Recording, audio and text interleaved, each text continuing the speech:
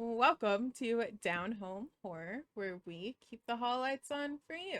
I'm Amber, And I'm Alex. and today is another segment of Shudder Sunday, where we pick a Shudder original or exclusive movie and talk about it. Today we are going to be talking about Scare Package, and I'm very excited.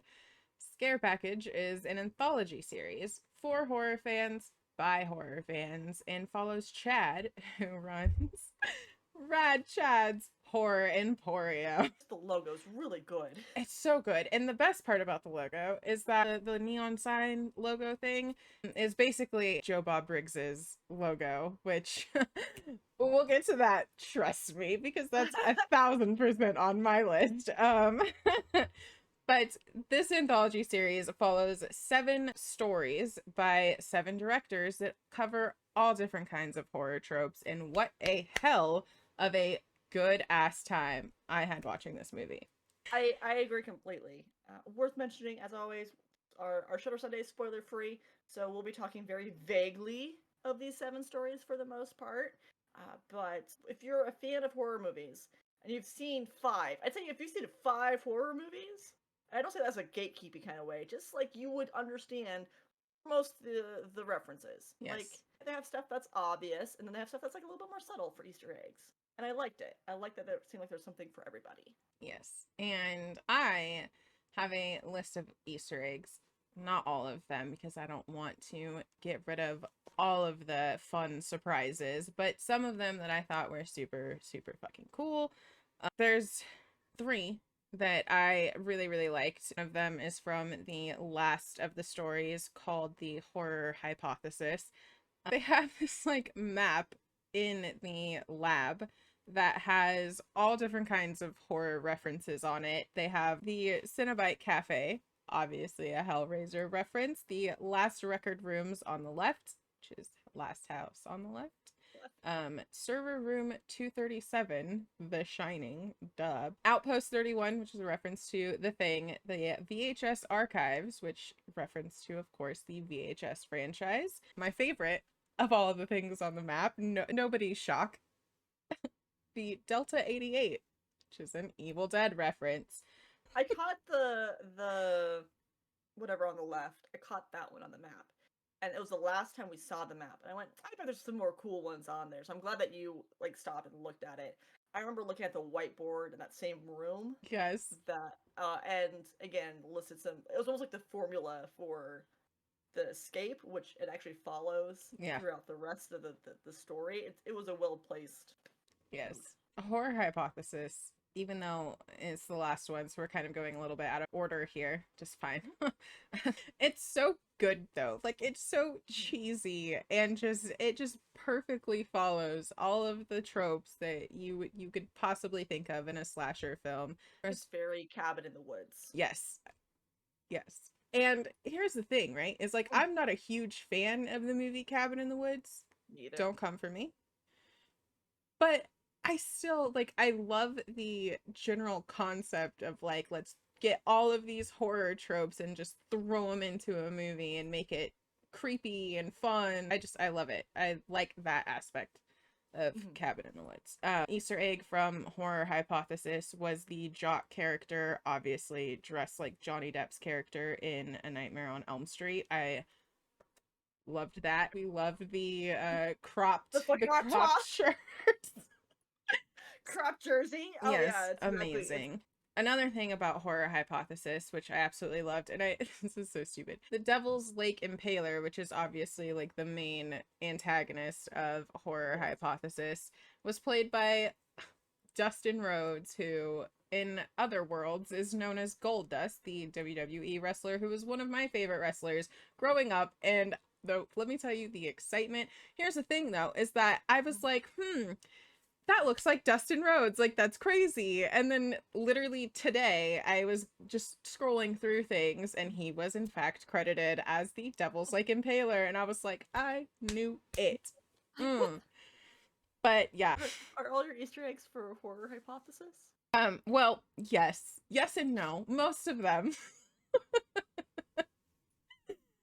Tell me what your favorite story was without telling me what your favorite story was.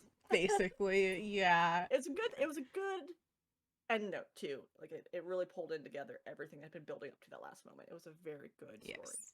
Um, Two that aren't from Horror Hypothesis, I promise I paid attention to the other ones too, Sure. was the convertible top on Chad's car being Yes. Fucking Freddy.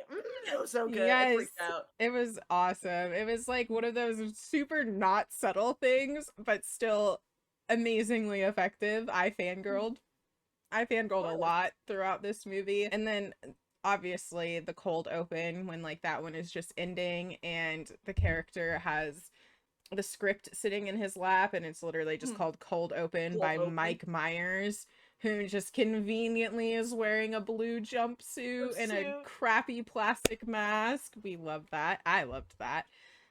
But Horror Hypothesis was not my only favorite. Oh, My other favorite was One Time in the Woods. I would pay for that on like just that one story on some sort sure. of physical copy so I could watch it all of the time. It's so damn funny. I haven't cackled like that watching a movie in a long time. My only note for that story was I bet Amber is loving these effects. That's it. That's the only thing I wrote for that story. Not that it was bad for me, just like that was the thing that stood out. The practical effects were so well done, so old school and Yes. classic. Very like American Werewolf London. Just had that same gross, yucky vibe to it. We love gross and Delightful. yucky and horror. Son of the Blob is mine. So fucking good. I loved One Time in the Woods. Like there was not a single piece of that whole story that I didn't like. It was just amazing. I also have The Night He Came Back Again, Part 4, The Final Kill. That's what I want to talk about because I thought that one was so good. It I was thought good. it was hilarious and there's some really good, strong dialogue. I think it's funny throughout. Don't get me wrong, it's funny throughout it. But I think some of the best one-liners came from that story. Uh, Again, this concept that you have these serial killers who keep getting spawned, they come back somehow over and over again.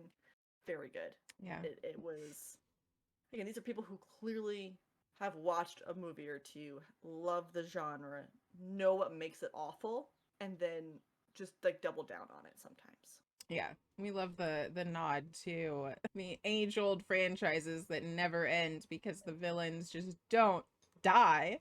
No, somehow. Tying that one to also our cold open story as well. They did a good job with the music, Oh, I where love like it. they obviously couldn't pull Halloween soundtrack, Right. right? But they came awfully close. And they did a really good job like, oh hey, what is the movie that we're trying to replicate here? What was that soundtrack? Let's make something similar. Right. So even if you didn't know, you kind of knew, right?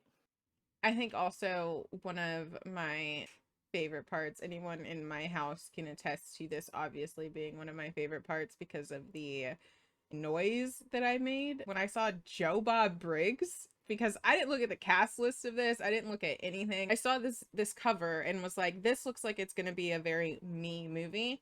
First of Mm-hmm. all, I was not wrong at all. And second of all, just the element of surprise seeing Joe Bob Briggs and like just his character in general and how Chad and his character like interact is so fucking good.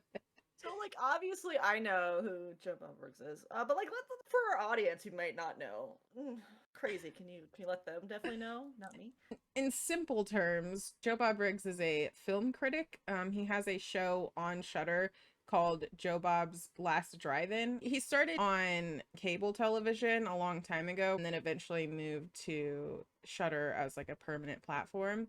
He's That's super cool. fucking cool. Being that it is an anthology and has multiple different stories and parts, there are a couple stories that like they're not terrible, but there's one in particular, Girls Night Out of Body, that I want to just like a teensy bit more from, like just a little bit more from, but it wasn't bad. But other than that, like there's some hits, there's some misses, but when they hit, they fucking hit. Like they're really, really good. No, I agree. I think that's pretty common with anthology, even with VHS, right? Right. There's inevitably one story that I'm like, God, will this one ever end? It's only 5 minutes long, right? There's just some that aren't everyone's cup of tea, and that's okay. right? Because that means it's probably going to be good to somebody else, even if we weren't necessarily the target audience for it. Yeah. I also, Girls Night Out of Body, I also want that to be just a little bit better than it was. Could have had a stronger ending. The lead up to it, the cold open for that one into it, I thought like, wow, they really nailed this very specific genre that they were trying to mimic, I guess. And it just fell flat at the end. It's like, oh, kind of ran out of steam. Okay. It was pretty though. It was super pretty. The lighting was amazing. Uh, they knew. Yeah. There's like a title card that preempts it. It's like, ah, yes. When I first saw the title card, I went, that's awfully specific. And then from the very first second, they switched over to, I'm like, nope, 100%. That's exactly, no, I know exactly what they're talking about now. I didn't know it had a name, but it has a name. It just was really well done. I keep reemphasizing, they knew what they were doing. Where sometimes I think of like Scary Movie, right? And how Scary Movie, well, it's just kind of about being like how many dumb, edgy jokes you can get in. And like, oh, sure, I get what movies you're making fun of, but this was an art form Yeah. to it. I agree with that. I don't typically like over the top like comedy horror movies, but there was something really endearing about this one, and I think it's because they do it so well. Whatever it is, like, they do it really well. Like with Scary Movie, I've never been able to get into those, but Scare Package, I was in it the whole time. Your package is more in the camp of Tucker and Dale. Yeah. Again, so just clever writing, people who have a love for the genre. Yeah. And that's all we have for this Shudder Sunday. Hey, go check out Shudder. They don't sponsor us. We're doing this just purely because they have a huge collection of original and exclusive horror films. It's a way for us to, talk about some stuff without having to spoil it all for you, and maybe it'll entice you to go try a 7-day free trial. Again, it's not through us. You just go to their site. It'll say, "Hey, do you want to do this?" And you say, "Yes," and you do it. And then you enjoy it, and you have a good time, and then you go, "Wow, I really like this. I should probably pay them on the monthly," and then you do it, right? Just saying. Food for thought. Consider it. At the very least, then you can watch this again and not feel like we were just talking about a bunch of inside jokes while you're in the room and you had no idea what was happening. I hate when that happens. Right? And also, I already know what we're watching for our next Shudder Sunday, so you can get ahead, right? Just jump ahead a little bit. We're going to be watching The Banishing, which a young reverend and his wife and daughter move into a manor with a horrifying secret. When a vengeful spirit haunts the little girl and threatens to tear the family apart, the reverend and his wife are forced to confront their beliefs. They must turn to black magic by seeking the help of a famous occultist, or risk losing their daughter.